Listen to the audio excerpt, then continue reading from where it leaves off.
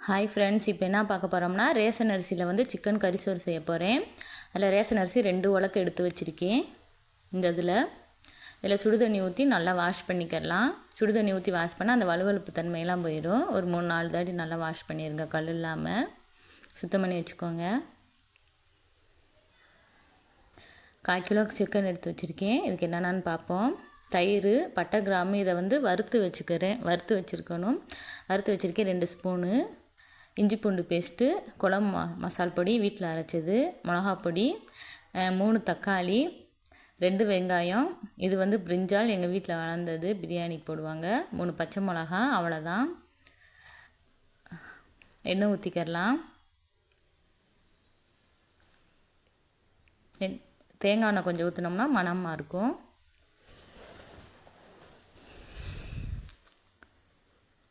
சூடாயிடுச்சு. பட்டை, கிராம்பு, ஏலக்காய் போட்டுக்கரலாம். பிரிஞ்சால் போட்டுக்கரலாம். வெங்காயம் போட்டுக்கரலாம்.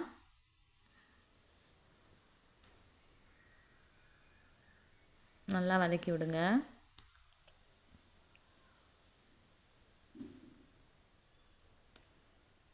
நல்லா பொரிஞ்சிருச்சு வெங்காயம். இஞ்சி பூண்டு பெரிய ஸ்பூனில் 2 ஸ்பூன் போடுங்க. சின்ன ஸ்பூனுன்னா 4 ஸ்பூன் போடுங்க.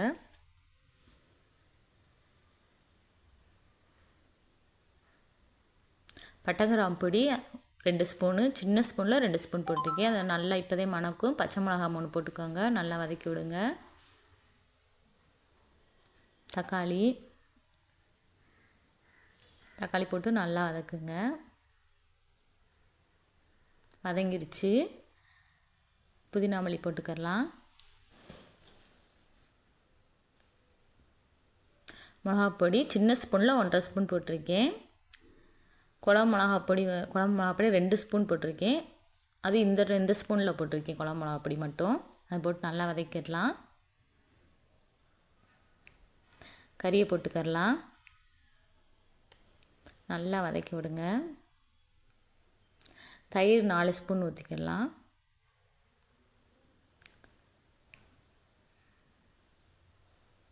நல்லா எண்ணெய் பிரிஞ்சு வரட்டும். மூடி வச்சுக்கிடலாம். கொஞ்சோண்டு உப்பு போட்டு நல்லா கறியை வேக விடலாம். தண்ணி அளந்துக்கரலாம். 1 உலக்குக்கு 4 உலக்கு தண்ணி, 2 உலக்குக்கு 4 உலக்கு தண்ணி ஊற்றணும். இன்னும் கொஞ்சம் மட்டும் எக்ஸ்ட்ரா வந்து ஊற்றிக்கிடலாம். அரை உலக்கு இல்லாமல் அதோட கொஞ்சம் அளவாக ஊற்றிக்கிடலாம். 4 உலக்கும் இத்தினோடு கொஞ்சம் தண்ணியும் எக்ஸ்ட்ரா ஊற்றிக்கிடலாம். நல்லா கிண்டி விடுங்க. கறியை கிண்டி விட்டுக்கிடலாம். இப்போ வந்து அளந்த தண்ணியை ஊற்றிக்கிடலாம்.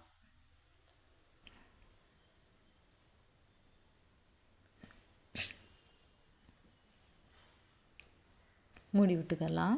நல்லா கொதிக்கட்டும். கொதிஞ்சிருச்சு. இப்போ அரிசியை போட்டுக்கரலாம். அரிசியை போட்டு நல்லா கிண்டி விடுங்க.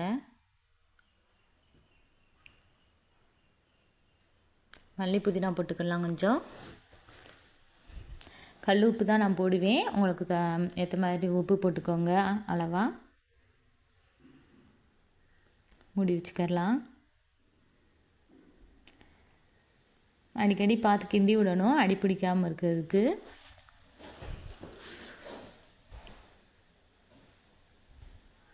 நல்லா கிண்டி விடுங்க.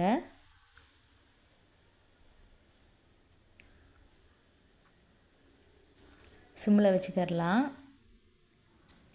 கிண்டி விட்டு ரேஷன் அரிசியில் வந்து கொஞ்சம் லைட்டாக வலுவலுப்பு தன்மை இருக்கத்தான் செய்யும். அதோட நேச்சர் அது.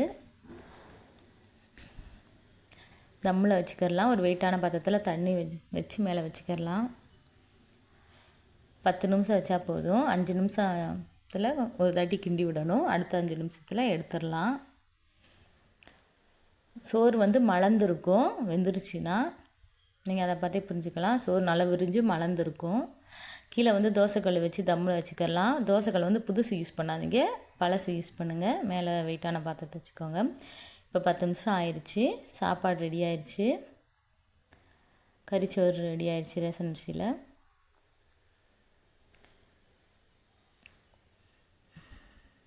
வாங்க எப்படி இருக்குன்னு பார்க்கலாம். நல்லா வெந்துருச்சு சாப்பாடு.